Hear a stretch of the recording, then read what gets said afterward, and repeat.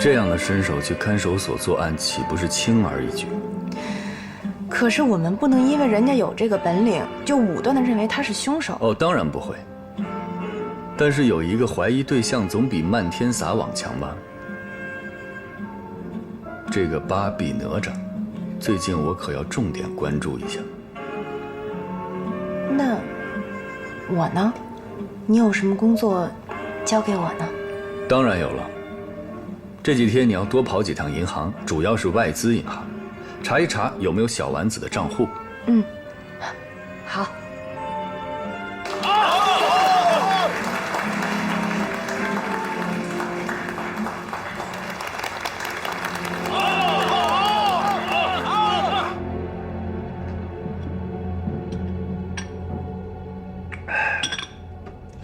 我说兄弟，你昨天怎么没代表你们球队上场啊？昨天有点公务，所以就没去。得亏你这头野驴没上场，我们才不至于输得这么惨。昨天晚上，我们橄榄球会谁打的四分卫？卢永华呀，他打的整场。那可不。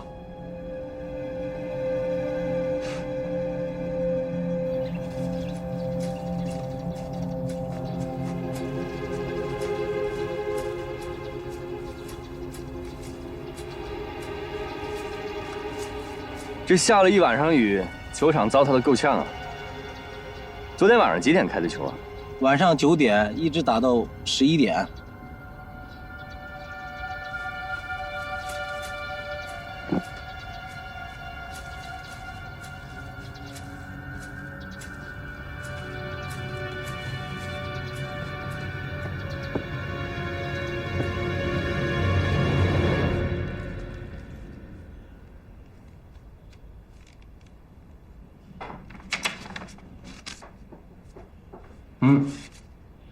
徐同志，毕航还真有一个松下小丸子的户头。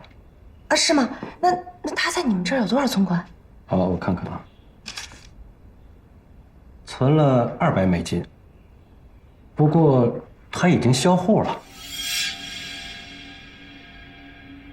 注销了？怎么会呢？因为他今天把钱都取走了。今天啊？什么时候啊？就刚刚。不可能啊！哎，刘经理，你一定好好想想，来的是什么人？是男的还是女的？是个中年男人。中年男人。因为涉及美金交易，所以是大金银行的乡里刘笃信亲自办理的。我已经把他请到处里配合调查了。刘乡里是积极靠拢政府的合法商人，所以他很配合。那小丸子在大金银行有多少存款？据刘乡里说，一共存了200美金。200美金？嗯。那离5000也太远了。会不会是这个小丸子是随口编了一个大价钱，想调你上钩？又或者是他在别的银行还有其他户头？走，咱们去找刘笃信确认一下。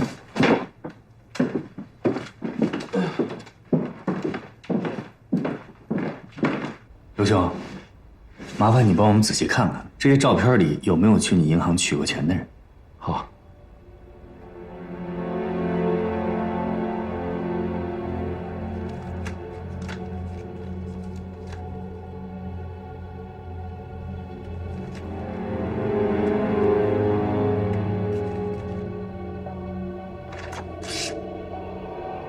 等等，上一张。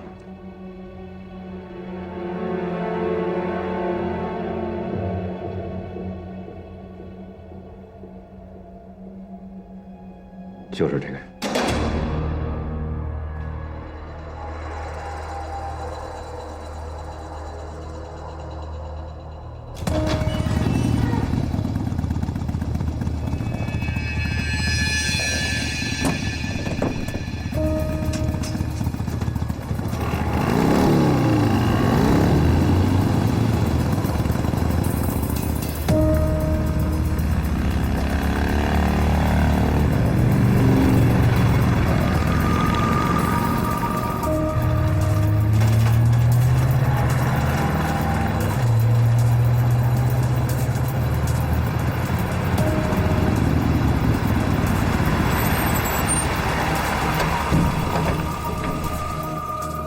封锁所有的出口，没有我的命令，任何人不许进出。是。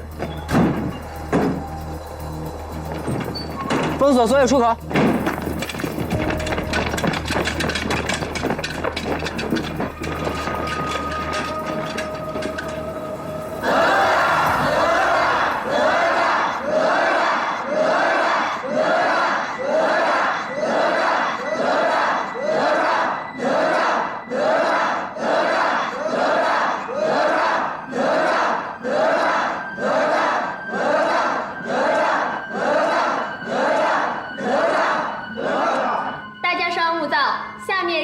请芭比哪吒大师表演他的拿手节目《密室逃脱》，有请。如果现在动手，尊敬的各位，有什么意外的话，会引起观众的恐慌。最热烈的掌声，我们还是等节目完了以后再动手。芭比哪吒大师闪亮登场。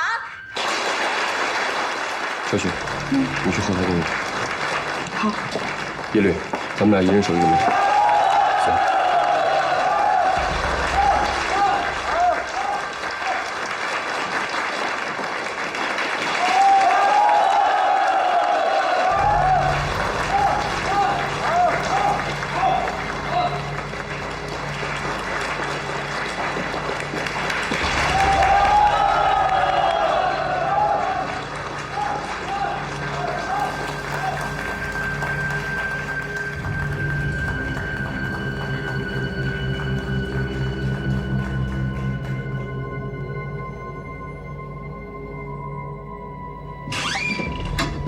季组长，外面所有桌布都封锁好了。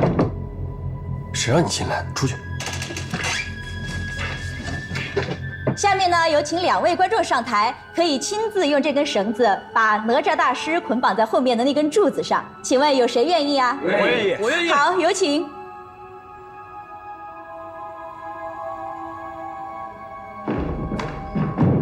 希望2位足够强壮，来。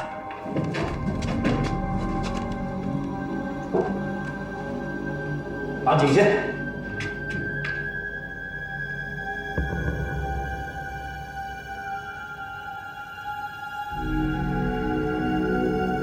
手痒痒了？那肯定嘛！要是我上个孔，他就是有3头6臂，我也3不2下把他孔成个粽子。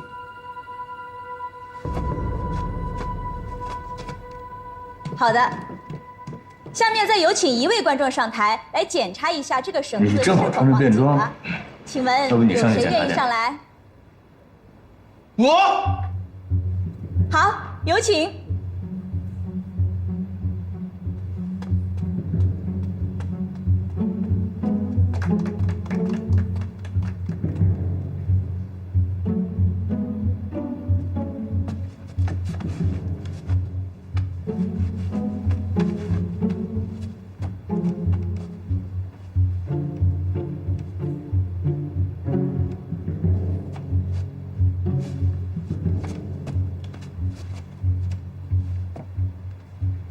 请问是否有问题？没有问题啊。好的，谢谢。既然没问题呢，那么接下来让我们有请4位观众上台，来把这个门框钉死在这个木箱上。没问题，把它非常好。有哪4位观众愿意上台？仅次于我。这个芭比哪吒在整个魔术行业里都是数1数2的人物，连卢永华这么个眼高于顶的人都对他赞赏有加。哦，就是。你要在这是干嘛呀？保护耶律去啊！他虽然脑子好使，但他身体不行。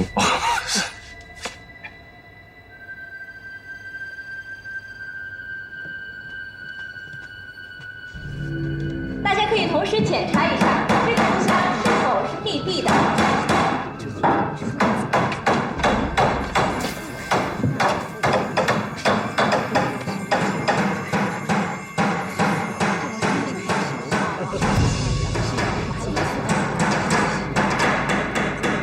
正如大家所见呢，这个门框已经被钉死了，而且木箱也是密闭的。接下来，请大家屏住呼吸，跟我一起见证这奇迹的时刻。谢谢4位。下面有请我们的助手上台，把钉子起掉。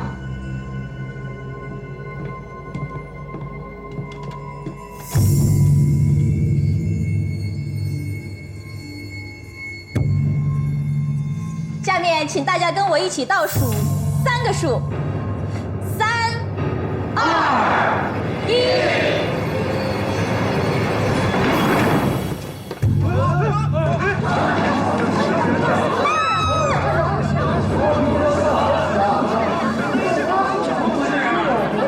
军管会办案，所有人在自己位上坐好。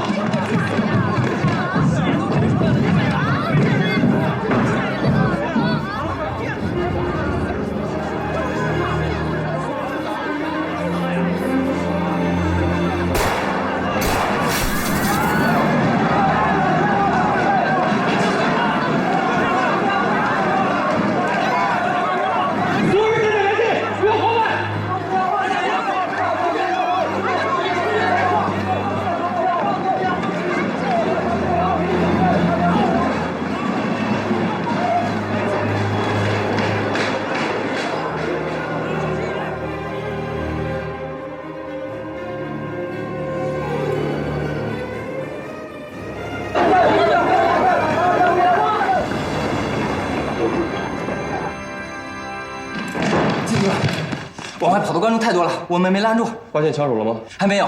带人搜索附近的街巷，这个枪手跑不远。是。小童，把局长老师叫来。是。叶律，你这儿有什么发现？气管断了。组长，他就是这儿管事。没事，您别紧张啊，我就问您个事儿。巴比哪吒表演魔术的时候，还有没有什么别的通道可以通到这幕墙里的？没有，绝对没有。你确定吗？确定。如果是这样的话，当时所有的观众都能看见这3面墙，那么凶手要行凶的话，就只能是从背后那面幕墙下手。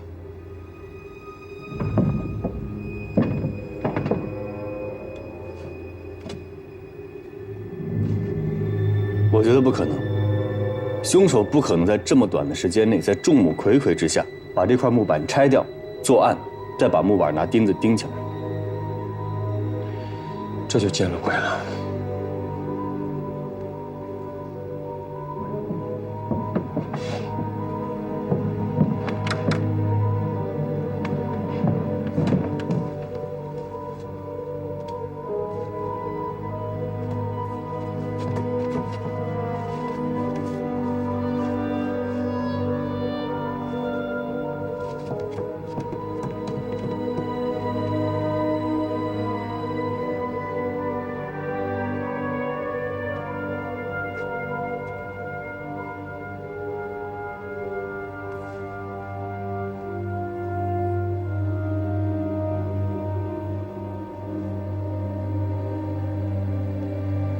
老季，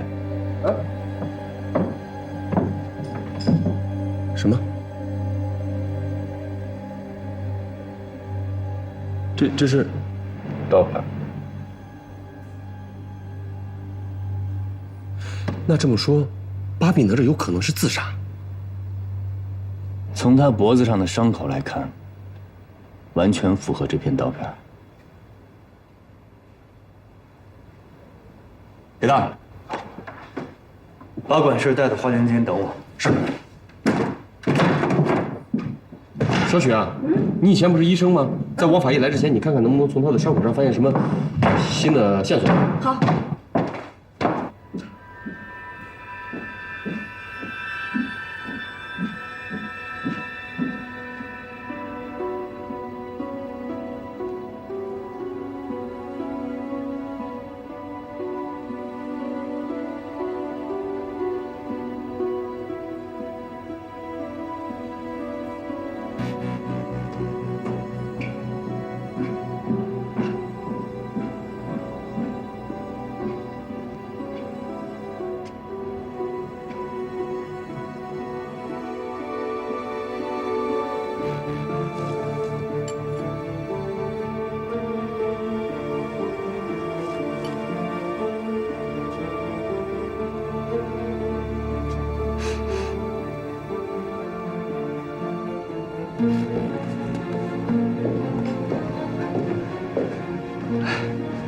长官，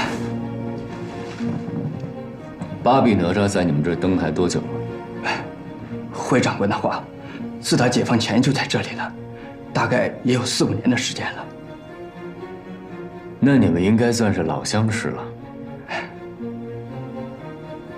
他手里的刀片是怎么回事？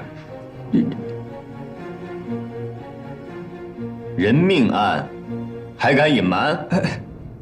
不敢。刀片是巴比哪吒自己的。长官，你也知道，这戏法界，它就是个江湖，同行是冤家，经常会有人扮成观众过来砸场子。要是一般的观众，就是10个也困不住巴比哪吒。可如果是同行有备而来，那就不好说了。巴比哪吒怕吃这哑巴亏，所以每当演这个节目的时候，他都会在手掌心里暗藏一个保险刀片儿。万一绳子解不开，他可以借助刀片儿。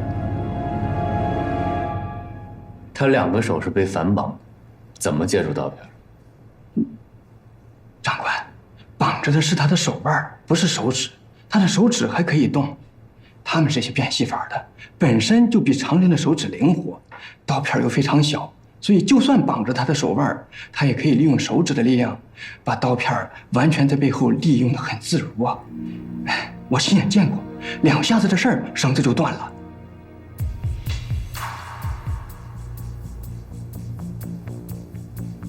那他的刀片是什么牌子的？你知道吗？知道，当然知道。应急用的，他对刀片的要求还挺高的。这刀片是我帮着他买的，是美国吉利牌的。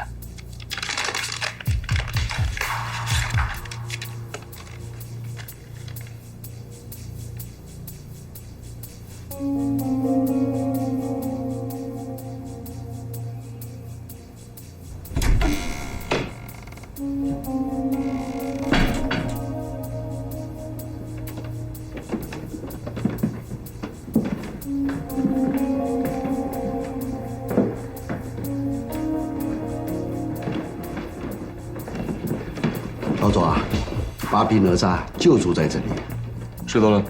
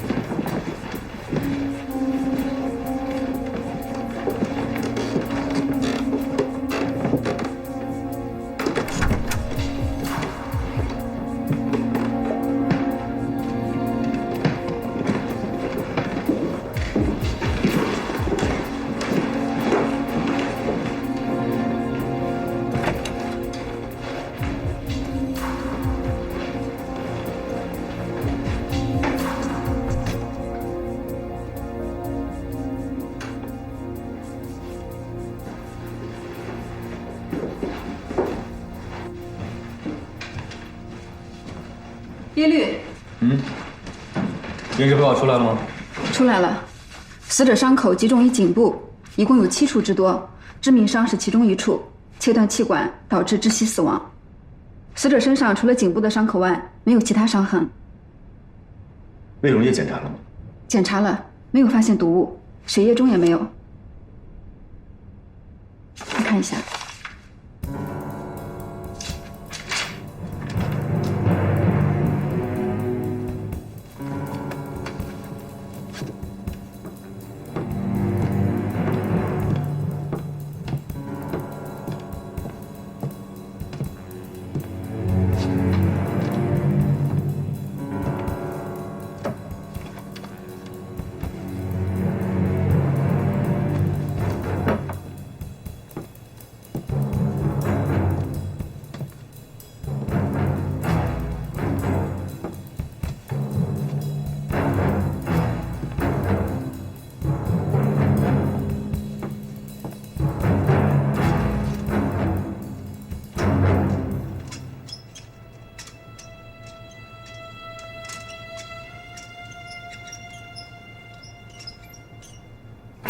报告组长，里边发现几张洋钞票，组长，就这儿。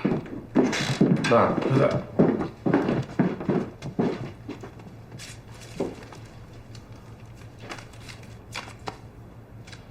这是什么钞票了？美金。美金？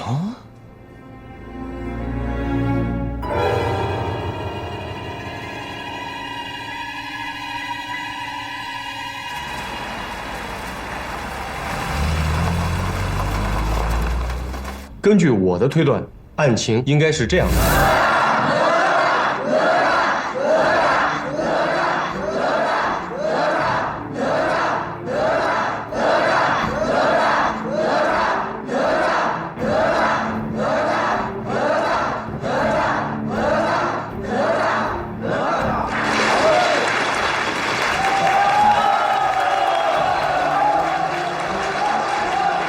那么接下来，让我们有请4位观众上台，来把这个门框钉死在这个木箱上面。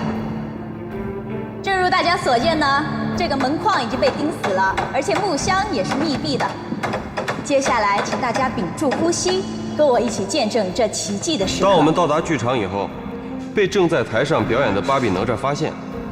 巴比哪吒知道自己杀人的事实败露，于是趁木板被钉上，观众视野被遮挡之际，他用藏在手中的刀片试了几次，最终他割断了自己的气管，当场死亡。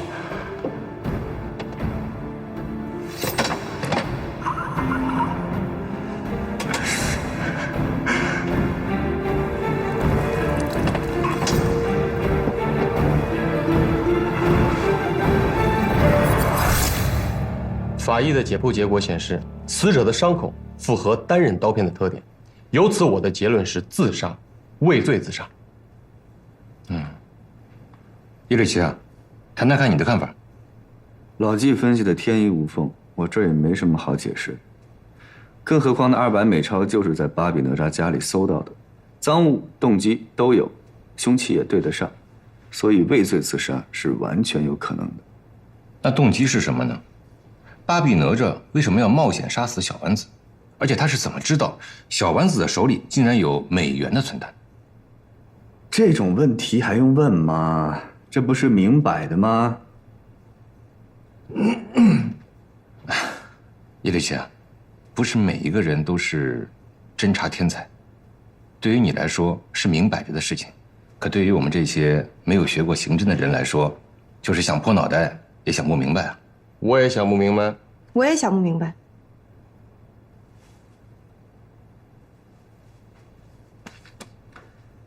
那好吧，那我就简单的跟你们讲一讲。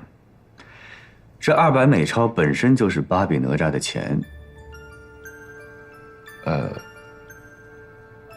国民党垮台以前，在民间搜刮财富，曾经实行了2次币制改革，这你们都知道吧？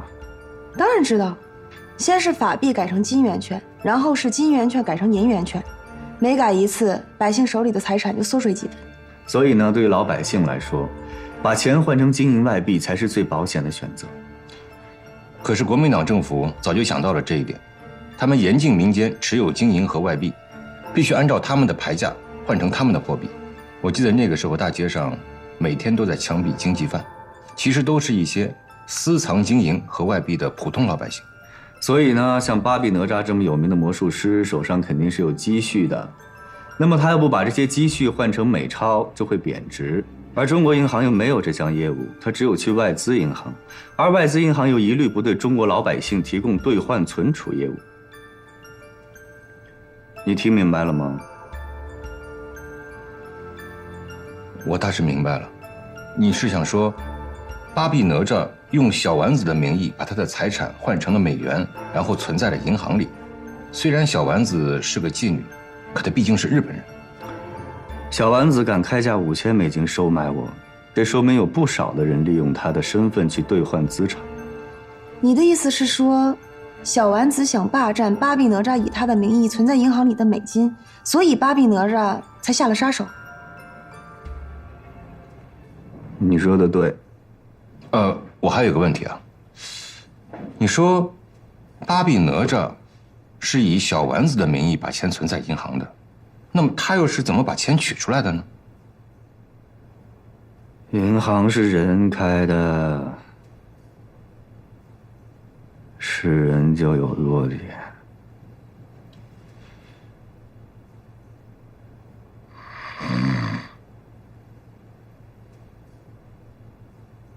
我们查过了，巴贝哪吒呢用了10块美金收买我们银行柜台的一个职员。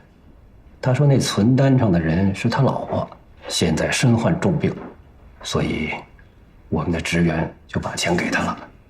啊，我已经把那个违背操守的职员给开除了。好，我知道了。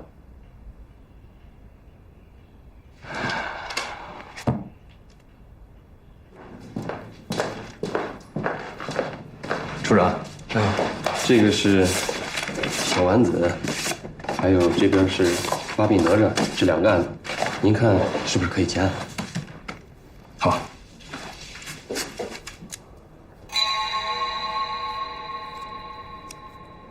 我觉得这2个案子先暂时缓一缓，先不要结案。处长，您是觉得这2个案子里面还有什么蹊跷呢，还是觉得我们有什么疏漏？恰恰相反，我只是觉得这2个案子太过于顺利了，反而让我有些担心。让我再想想。好，那我把这2个案子先挂一挂。好，那您先忙着。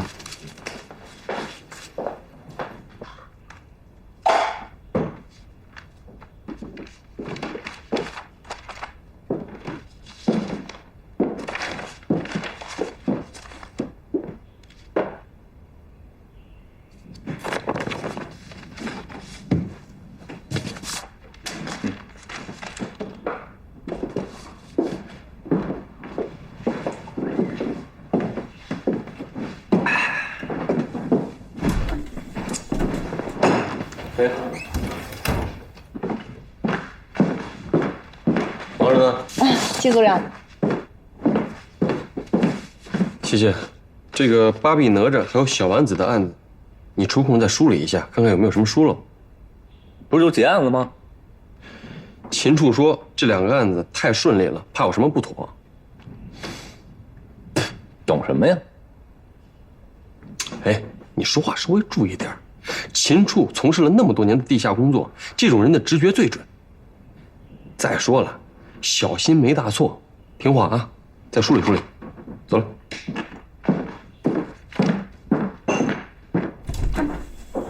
处处都护着这个秦天明，给根稻草就当真。我也相信老师的直觉。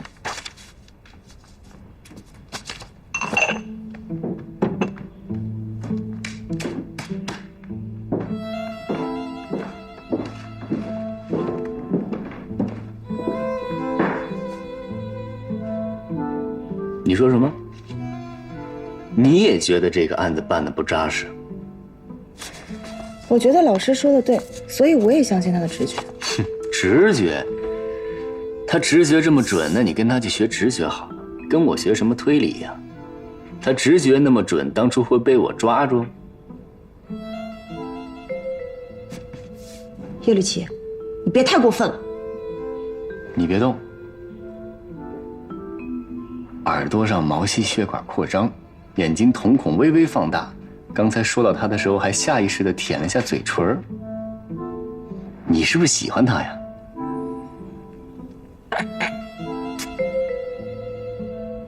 无聊。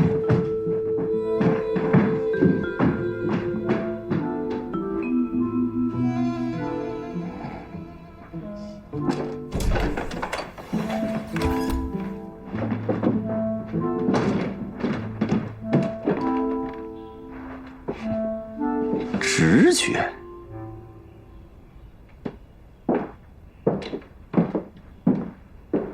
宋组长，今天叶律说了反动的话来了。等等，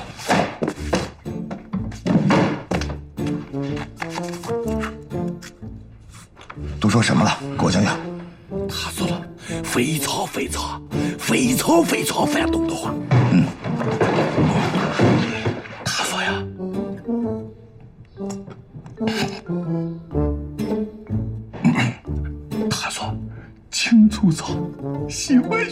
行。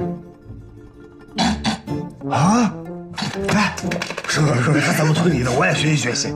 他说呀，这个青粗糙一介虚流星，这个青粗糙的耳朵就发红，眼睛就放大，这个心脏啊，扑通扑通扑通扑通扑通。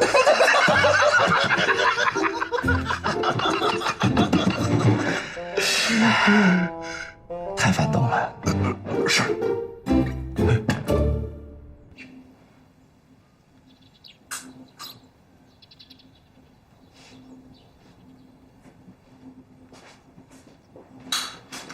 你喝水，嗑瓜子儿。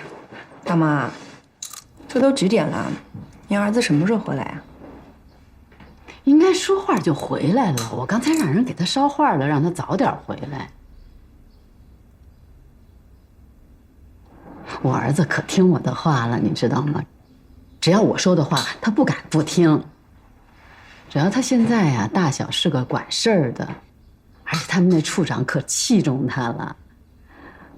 我是觉着可能保不齐的，遇上点紧急的公务，可能耽搁了。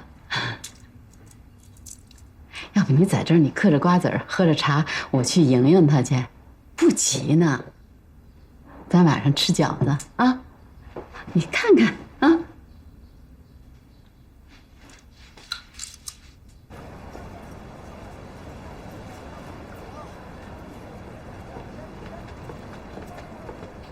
你怎么才回来呀？我不是找人给你捎话，让你早点回来。又打醋去，今晚又吃饺子，又要给我相亲。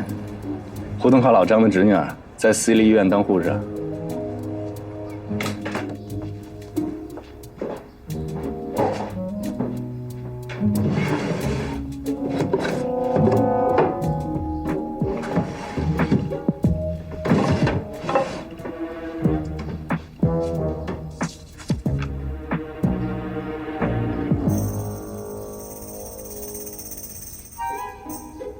你甭给我推理，你说的全都对。我跟你说，赶紧的，人家都等急了。我觉得这姑娘还行，对人热情点。我买醋去。好嘞，吃饺子，快点。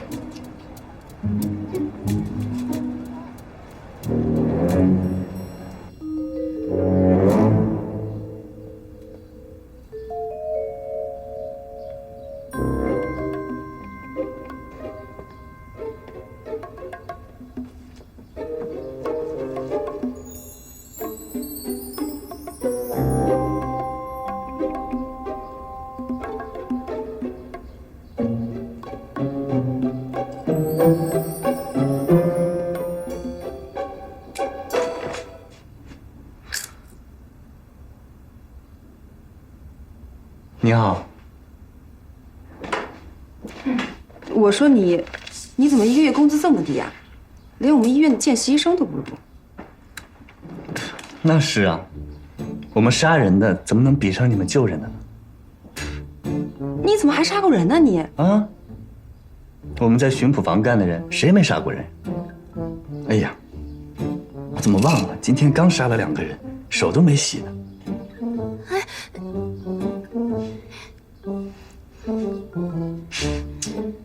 杀人杀久了，就喜欢上这血腥味儿了。有时候都舍不得洗掉它。啊，好香啊，好香，脑浆的味道。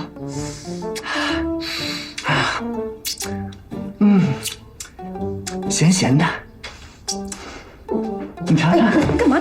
走开！你闻闻，哎，别走啊，闻闻啊。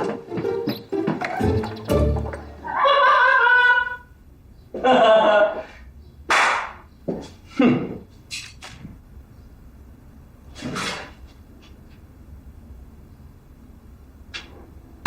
我多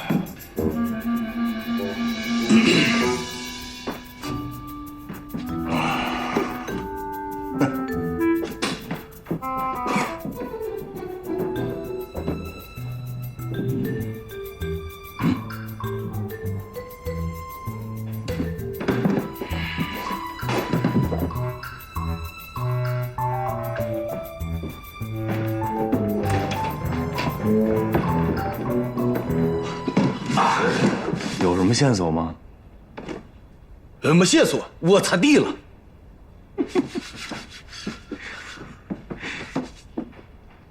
哎，小许呢？他说他不想喊你爹了。那他去哪儿？他说他去找太太。行，你接着玩。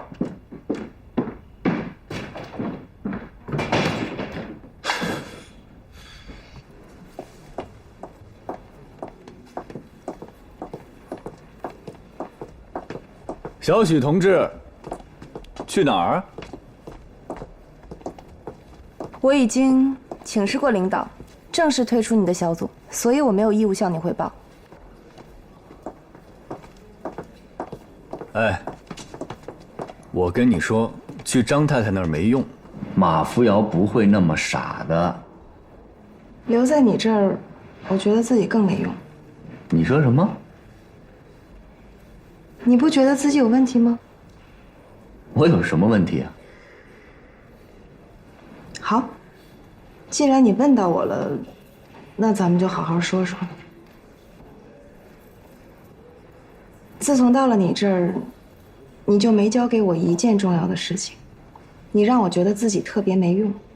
你总说有危险，我知道你是为我好，担心我，我感激你，但不是所有的事情都有危险。你是打心眼里就不相信我。对，我之前是举报过你私藏枪支的事情，这是我不对，你应该不相信我。而且我也告诉自己，应该忍着点你的脾气。毕竟你也不容易，从国民党的队伍里被收编过来，你遇到的不信任、遇到的坎坷和困难比我多。但是你不能因为别人不如你，你就瞧不起人家，不顾人家的感受搞人身攻击呀。你这样是不会得到别人对你的尊重的。我知道，我可能没有资格在你面前说这些，因为我就是个医生，我连卷宗都不会看。但是我希望你好。你在我心里是一个有风度、有才华的人，我崇拜你，我崇拜你的聪明，崇拜你那种像神一样的推理的能力。但是现在说这些也没什么用了，反正我走之后就不会再有人烦你了，但是也不一定会有人在你每次犯错误之前拦着你。你多保重。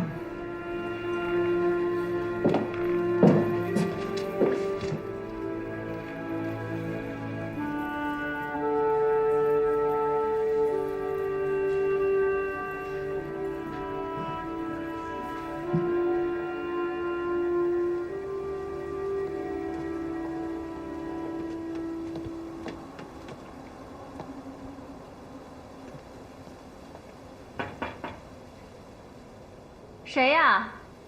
我是经管会的耶律齐。耶律警官，来，进来坐。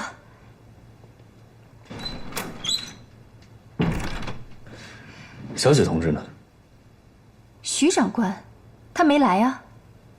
是今天没来，还是这几天都没来？啊，不光今天没来，这几天也一直没来。月光下的城，北风中是谁的白雪皑皑，凌乱的脚印，冻僵的行李不必打开，免得逃避难为情。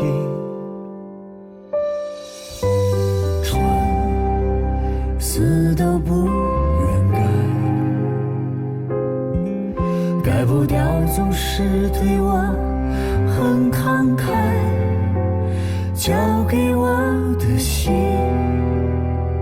习惯了偏执的距离，一再小心也逃不过易碎的你。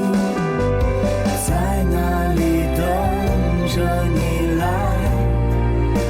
来把这心打开，别说你不怕被害，在哪里等着你回来去也许不该错过彼此的精彩。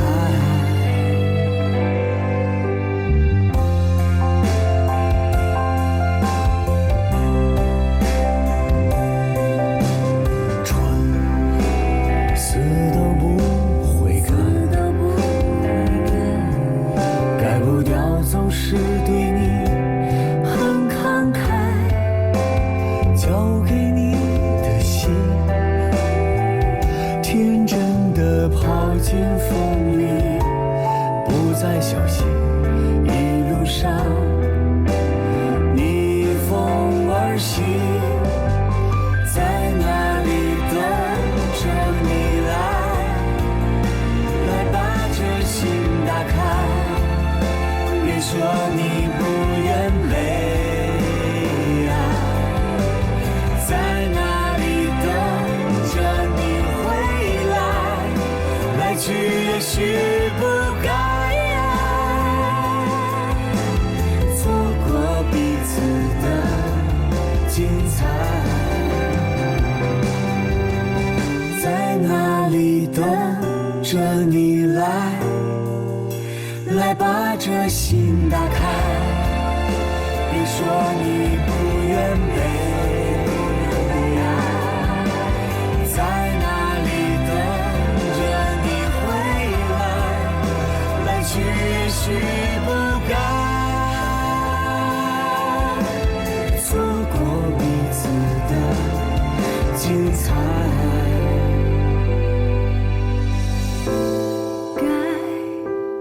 或是不该，那么一定是精彩，精彩的不该。